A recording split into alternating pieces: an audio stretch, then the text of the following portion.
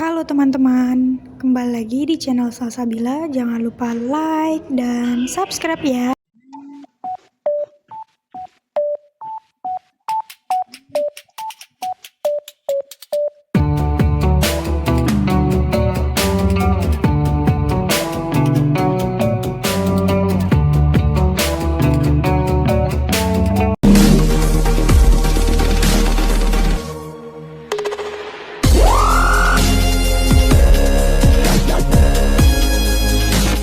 Assalamualaikum warahmatullahi wabarakatuh. Perkenalkan, saya Salsabila Rahma Lubis dengan NIM 0314232044 dari Prodi Tadris Bahasa Indonesia.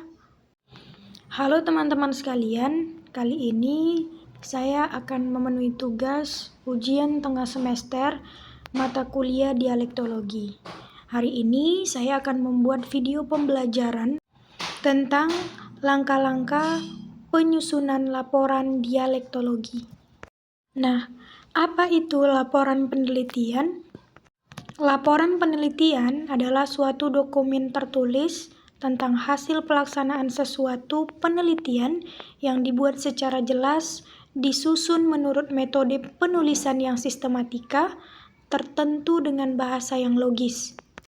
Penelitian dialek adalah proses untuk mempelajari variasi bahasa yang digunakan di wilayah atau di kelompok tertentu. Berikut adalah langkah-langkah umum dalam penelitian dialek. Nah, apa sih fungsi dari langkah-langkah penyusunan laporan penelitian? Yang pertama, fungsinya adalah untuk keperluan studi akademik.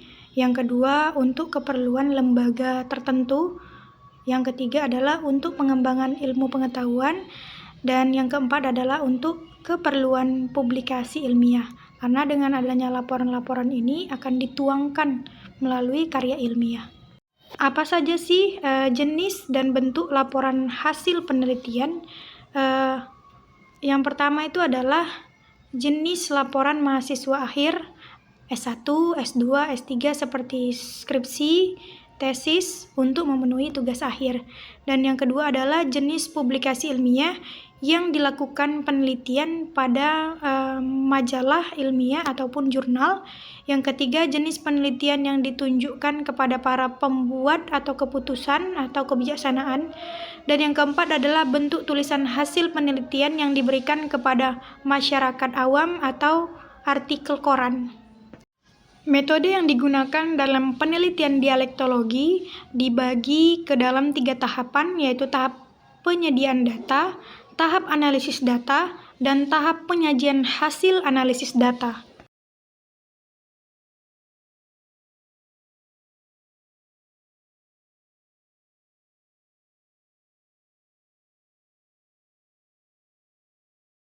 Pada hakikatnya, laporan penelitian harus berisi apa yang dilaporkan, siapa yang melaporkan, dan kepada siapa laporan diberikan.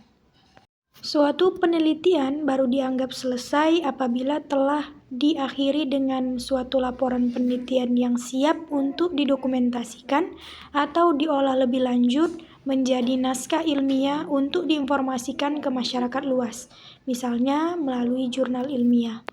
Selanjutnya kita akan membahas tentang sistematika penulisan laporan secara umum. Yang pertama, pastinya berisi sebuah cover atau halaman judul.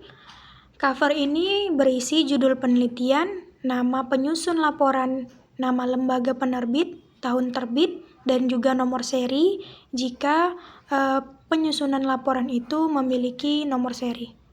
Selanjutnya adalah daftar isi. Daftar isi ini berisi bab, subbab, serta keseluruhan halaman laporan. Selanjutnya adalah kata pengantar.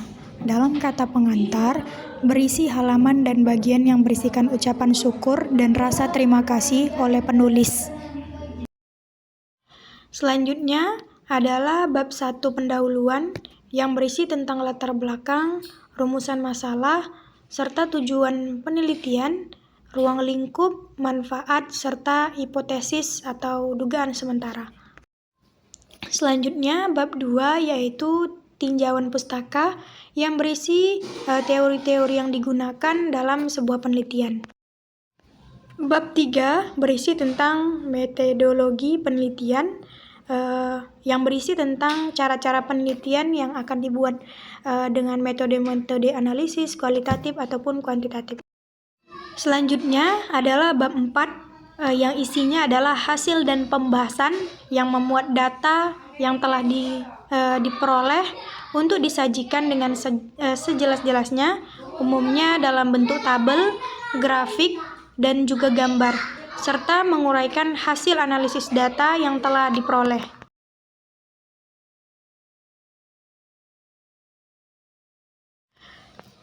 Kemudian yang terakhir adalah bab 5 tentang penutup yang berisikan tentang kesimpulan dari seluruh hasil dari bab 1 dan juga bab 4, serta saran yang diberikan dari penulis untuk pembaca.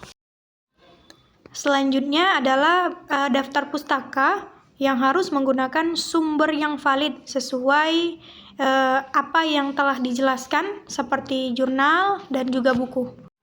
Dan yang terakhir biasanya berisi tentang lampiran adanya data pendukung dari hasil penelitian. Selanjutnya ada hal yang perlu kita perhatikan dalam melakukan penyusunan laporan penelitian. Yang pasti yang pertama, perhatikan format penulisan laporan penelitian sesuai dengan format kaidah bahasa Indonesia yang baik.